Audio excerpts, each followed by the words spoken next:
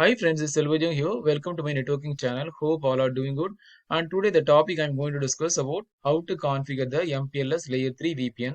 So this only difference I'm going to make. I'm going to configure the OSPF as a routing protocol or on IGP between this PE1 and CE1. So CE1 is a customer edge router placed at the customer premises. This is a provider edge router. So PE1, P and PE2 are collectively called as a MPLS backbone router. So P is nothing but a provider router which sits in between the PE1 and PE2. So now let us see the actual MPLS how it works exactly. So the packet will be routed from CE1 to PE1 router.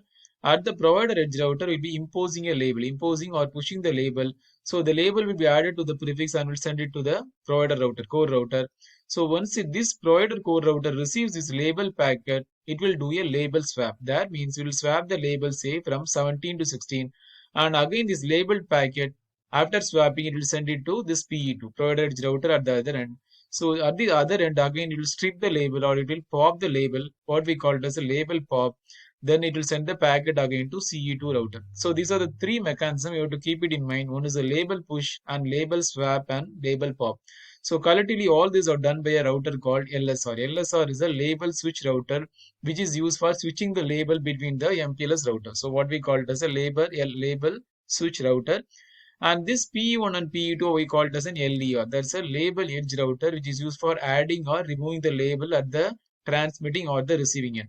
So this router we call it as also we can call it as an ingress LSR. So at the ingress end we'll be pushing the label and at the egress end we'll be stripping or removing the label and will send only the packet to the CE2 router. So to enable the connectivity from this customer edge router all the way to this CE2, I have to perform all these basic steps. So let us see one by one what are the steps I'm going to do. First, I'm going to activate the VRF. So VRF is a virtual routing and forwarding. So I'm just creating a single virtual instance. It is just like a VLAN. So what is a VLAN? Dividing a single physical thing into a logical multiple broadcast domain. But in this case, a single global routing table, I'm just dividing into multiple virtual routing table. So why? Because MPLS backbone, there will be several thousands of customers. So to differentiate between the customers, we have to use this VRF, that is a virtual routing and forwarding instance. It is just nothing but a single virtual instance which is used to differentiate between the different customers. So several customers, they can use same identical prefix. So for that reason, we are using this VRF. And under the VRF, I will be activating RD and RT. So RD is a 8-byte or a 64-bit value which is used to distinguish between the different customer identical routes. So say there are three customers, all the customers are using same prefix 192.168.1.0. So but how we can differentiate between these three customers? Only way we can perform this RD. RD is a route distinguisher. It is nothing but an identifier we are just assigning to each and every customer. So based on that identifier, we can differentiate between these customer routes or the customer prefix. So RD and RT, the format wise both will be the same. So RT will be using for importing and exporting the customer routes between this MPLS cloud, right? So these are the things I'm going to do.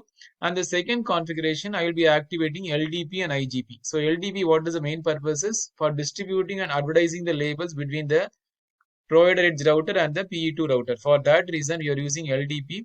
So activating this IGP. So IGP in this case, I'm going to configure this OSPF as a routing protocol in PE1, P and PE2 router. So this configuring this routing protocol as OSPF, it will automatically trigger this LDP. So automatically trigger the LDP and it will advertise the LDP between this provider edge router. So that is the purpose of LDP and IGP configuration. So these both the configuration I'm going to perform together. And the third step, I'll be performing the MPBGP between PE1 and PE2. So what is MPBGP? I already told. So yeah, for advertising this VPN V4 route between this PE1 and PE2. What is a VPN V4? It is a combination of RD and prefix. So while advertising the route only, I will be sending the RD with the prefix. So RD will be appended to the prefix and will be sent it to P. So RD is a 64-bit value and prefix is a 32-bit value. So totally 96-bit value. So this prefix and RD collectively called as a VPN V4 route. So for advertising this VPN V4 route, we are using this MPBGP as a protocol between the PE1 and PE2 router. So that is the third configuration. And the fourth one, I am going to configure the routing protocol OSPF between the customer edge router and the provider edge router on both these ends. So once that is done, I have to perform the dual redistribution. So these are the things I'm going to do. So first let us start with the VRF activation. So I'm going to configure the same VRF on both the end. So let us see. Let us go to PE1. So this VRF I have to activate on both the configuration mode and also the interface mode. So let us activate it. IP VRF followed by the VRF name. I'm giving as red. So the RD is a route distinguisher and the format is ASN. ASN is the autonomous system number :1, that is a identifier. So I can give any format. I'm giving 1:1. The same format I can give to route target also. Even though both have the same format, but the purpose is different as I already told. RD is used to distinguish between the route and RT is used for importing and exporting the customer routes between the MPLS thing, right? So for that reason I'm using route target. So after that, the same configuration I am going to perform on PE2 also. So now let us go to PE2 and just I am going to configure. Go to the configuration mode, IP VRF red, and then active. I am going to activate the RD. So RD is 1:1. The same thing I'm going to do. Route target is why I'm giving both is it is used for import and export. I can use separately also import and export. Instead of that, I am just doing collectively. That is both 1:1, right? So both the ways I'm doing. So the under VRF, I'm just assigning this RD and the route target, right? So once that is done, what I'm going to do, I'm activating this VRF on the corresponding this interface facing the provider edge router. So this both the interface, I have to activate this VRF. So how to do that? Go to PE1, go to the configuration mode, interface. So before that, let us see the interface. Faster than 0/0. So this IP as in okay. So go to configuration mode, interface faster than 0/0. Activate IP VRF. Forwarding is the command followed by the VRF name. So this what it does after activating this automatically this interface IP will be removed. So we can again we have to add this. So go to IP address 192.168.12.2 255.255.255.0. Let us activate the interface. Similar way, let us go to PE2 and perform the step. Go to the configuration mode, interface. So this interface facing the provider edge router I have to do, right? So this corresponding interface. So interface faster than 0/0, activate the VRF, IP VRF, forwarding. Then we have to use this VRF name, that is RED, red. So after enabling this, automatically this IP will be removed. Let us activate it again. IP address 192.168.45.1, 255.255.255.0. Let us activate the interface, that is no shut, right? So we have done the first step, that is VRF and RD and RT advertisement. After that I activated, I'm going to activate the LDP and IGP configuration. This is the second step I'm going to do now. So before that, how to view the VRF thing? Just do show IP VRF, you can see this. So VRF configured is red and the RD is 1:1. The corresponding interface you are able to see. So now let us perform with the second step, that is LDP and IGP configuration. So IGP I'm going to use OSPF as a routing protocol, and in the same routing protocol I'm going to activate the LDP. So both the things I'm going to go perform together. So go to configuration mode and router OSPF 100. So let us activate this interface. So only this interface, that is the MPLS interface, only I'm going to advertise, not this corresponding customer interface. So 192.168.23.1, right? So the network is 192.168.23.0, 0.0.0.255 followed by area 0. So then I have to specify the loopback address. 2.2.2 I have defined the loopback address followed by the mask area 0. So now let us activate the LDP, MPLS LDP auto config, right? I have activated it. Second thing, go to P router, that's the provider router, and perform the same thing, LDP and IGP. So go to the configuration mode. So router OSPF 100, network is 192.168.23.0, 0.0.0.255, area 0, followed by I have to activate this 34 also. 34. Then I have to just define the loopback address. Loopback address is 3.3.3 I define 0.0.0.0 area 0. That's a backbone area. Let us activate the MPLS configuration. LDP I'm going to activate in this router mode also. So I can even activate in the interface mode like this. I can activate in these corresponding interfaces MPLS IP, MPLS IP. So here I'm activating in this router configuration mode. So MPLS LDP auto config. Similar way, let us go to this end. I'm going to activate this interface. So let us go to PE2, go to the configuration mode, router OSPF 100. So the network is 192.168.34.0, 0.0.0.0.255, area 0, and I have defined the loopback as 4.4.4, 0.0.0.0, area 0, right? So now let us activate the MPLS. LDP I'm activating. Okay, so I have done with this thing. Second step. So now let us check the configuration. So there are two commands you have to check. First is show MPLS interfaces will show whether the LDP is active. LDP is active. So now let us check the LDP neighbor. Show MPLS LDP neighbor. So it establishes the TCP connection with this corresponding neighbor. You're able to see LDP, the TCP connection, and you are able to see the neighbor. Neighbor is 2.2.2, right? So this neighbor is 3.3.3, the neighbor. This is a source address, local address. Similarly, let us go to provider router has two neighbors, 2.2 and 4.4. Both are up, right? You are able to see both the neighbors or LDP neighbors are up. Similarly, let us go to PE2, LDP neighbor is up. That is 3.3 is the neighbor, 2.2, 3.3 and 4.4. That's the thing you are able to see here. So now what is the thing I'm going to show is, so there are two things, another things you have to keep it in mind is MPLS, there are two plane. One is a control plane and a data plane. So control plane is used for exchanging the routing and the label information. So the routing information is exchanged using the protocol OSPF and the label information is exchanged using the protocol LDP. That's the thing you have to keep it in mind, control plane. So the data plane, what it does? So data plane is mainly used for forwarding the data. So there are two types of thing. One is FIB and LFIB. So FIB is nothing but a forwarding information base which is used for forwarding the unlabeled packet. So this is the unlabeled packet, right? So that is used for FIB, and LFIB is a label forwarding information base. So this is nothing but forwarding the label packet. We are using the LFIB. So this LFIB and FIB works at the data plane. It is mainly used for forwarding the packet based on the label information. So in this MPLS architecture, the packet we forwarded based on the label structure, right? So for that information, we are using FIB and LFIB at the data plane. Data plane is used for forwarding and control plane is for exchanging the routing and the label information. So these are things you have to understand. So how to check the MPLS forwarding table? Show MPLS forwarding table. So this show all the label structure. What is a label and how it is appended to the prefix, each and every prefix and corresponding local label and the remote outgoing label, everything it will show, right? That's the purpose of MPLS forwarding table. And another command is that show MPLS LDP binding. So that will show the similar thing. It will show each and every corresponding prefix, which and the tag is nothing but the label, how it is binded with the label. So these are the things it will show in show MPLS LDP bindings command. So now let us see the third configuration. So these two configuration you are able to understand. So now I'm going to perform the third configuration, that is the MPBGP. I'm going to configure between the provider edge 1 and provider edge 2 router.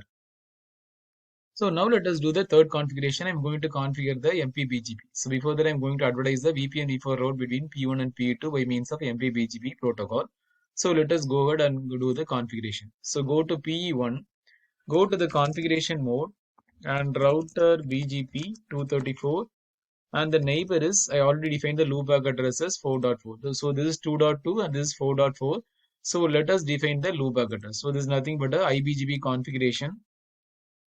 All these three routers are in a same autonomous system, that is AS234. PU1 and PU2 are in AS234.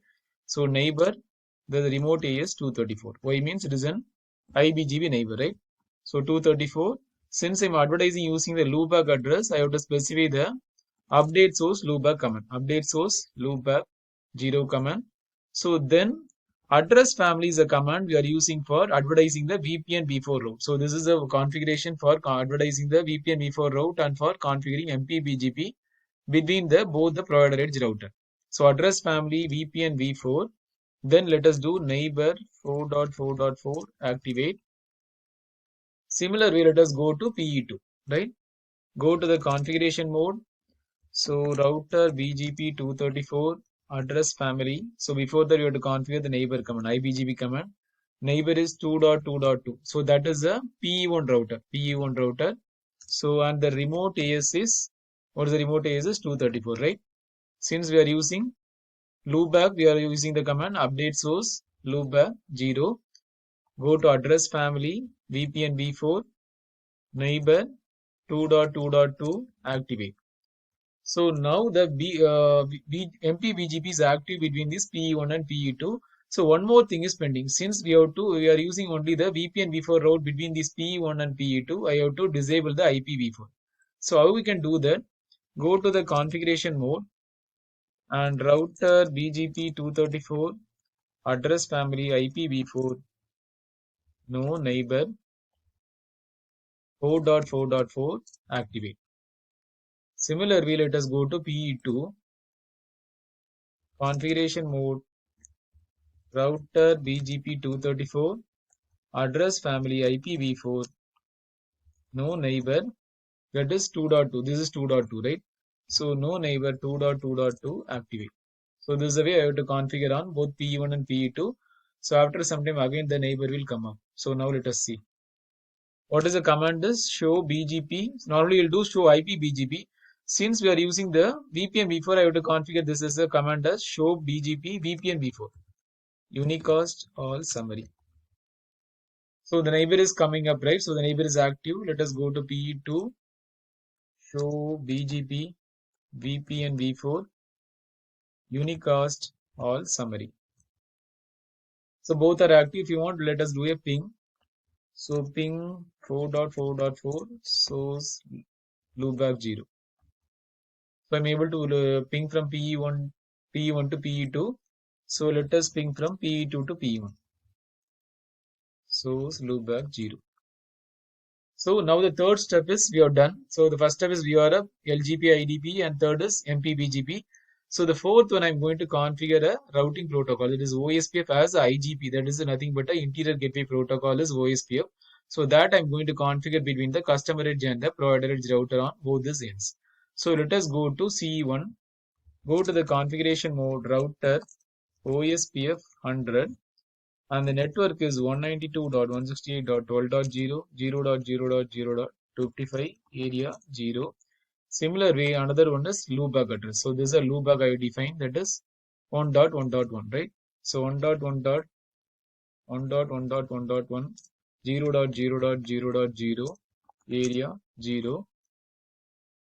That's all. Then we have to configure on both CE2 also. This also I'm going to advertise OSPF. So since I'm using this as a OSPF IG protocol, so the final we have to perform the redistribution. So also keep it in mind, if it is this is we are configured as a BGP, there is no need for redistribution. Since I'm configuring an interior gateway protocol between the customer edge and the provider edge router, I have to perform the redistribution between this OSPF and BGP, and again this BGP and OSPF. That means I'm doing a dual redistribution on both the provider edge router, right? So let us first complete this initial step. So let us go to CE2 configuration mode router OSPF 100. Network is 192.168.45.0, 0.0.25, area 0. That's a backbone area. Followed by 5.5.5, right? That's a loopback I defined. So 5.5.5, 0.0.0.0, right? So I have done with the CE2 configuration. So now you have to perform the configuration on PE1. So let us go to PE1. Go to the configuration mode, router, OSPF. Now that's on. This is tricky part.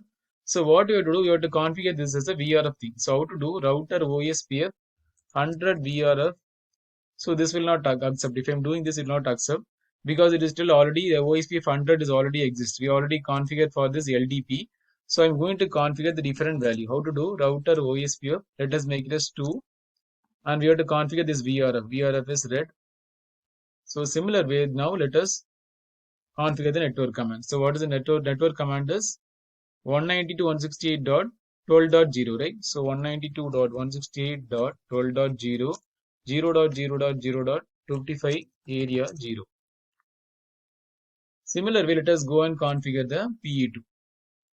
configuration mode, router OSPF2 VRF red, and the network is 192.168.45.0 0.0.0.55 area 0.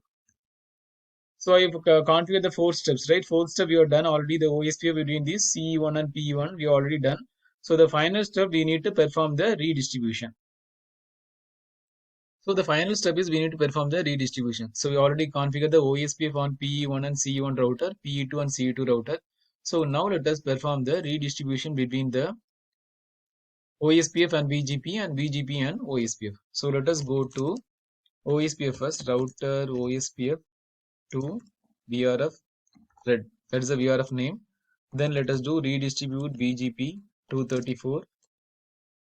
One keyword we have to do the subnets. Otherwise, that is the reason it will advertise all the subnets.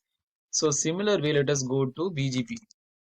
Router BGP 234. Address families. For BGP, you have to configure in the address family. Address family is IPv4. Since this is an IPv4, I configured VRF followed by the VRF name, that is red. Similar way, redistribute OSPF, and the OSPF name is 2. Right? So you're done with this. Similar way, let us go to PE2 and perform this dual redistribution. So that I have to perform on the edge end, right? So the edge router I have to perform always the redistribution. That's the reason I'm doing on PE2. So let us go to PE2, go to the configuration mode. So router OSPF2 VRF, and the VRF name is red, right? VRF name is red. Then let us go to redistribute BGP 234 subnets. Similar way, let us go to BGP router. So this is an IBGP. I'm redistributing OSPF. This BGP is 234. That's the reason redistributing OSPF. And OSPF again I redistributing BGP, right? So this is the dual redistribution I'm doing. So let us go to PE2. Yeah. So router BGP 234 address family IPv4 VRF red. So then let us do redistribute OSPF, and the OSPF number is 2, right? So that's the thing you are done.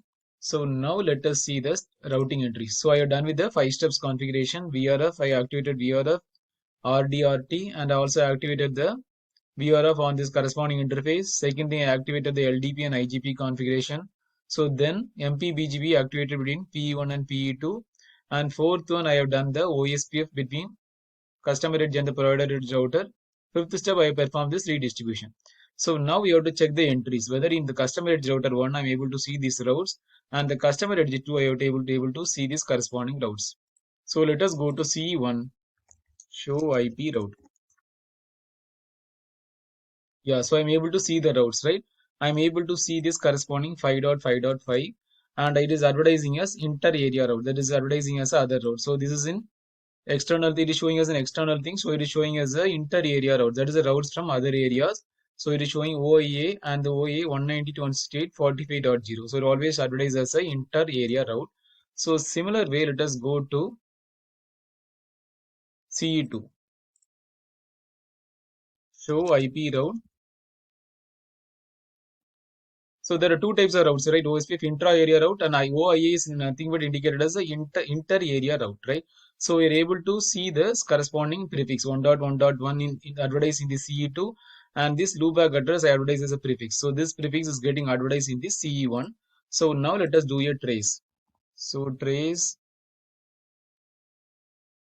5.5.5 source loopback 0. That is source. So I'm able to do the trace. Similarly, let us go to CE2 and trace 1.1.1 source is loopback 0. So I'm able to do the trace from both the end. Let us see how the trace is going. So 12.2, 23.2, right? So this is 12.2. Then again 23.2, the label is 17. So this is a transport label and this is a VPN label. So the VPN label is stationary, all the times remains the same. Only the transport label, it will be swapping at the provider core router. So it will be swapping from 17 to, you can see from this here. That is 34.1 is 16. So 34.1 is 16. So right, it is swapping the label from 17 to 16. So always keep it in mind, at the transmitting end, it will be adding both the transport and the VPN label. transport label is used for transporting the label, and VPN label is used as service label, which is used to define the different VPN services. So for that reason, we are using this label, and at the receiving end, it will pop the both the transport and the VPN label, and only the packet will be transmitted to the CE2 router. So that's the purpose of this.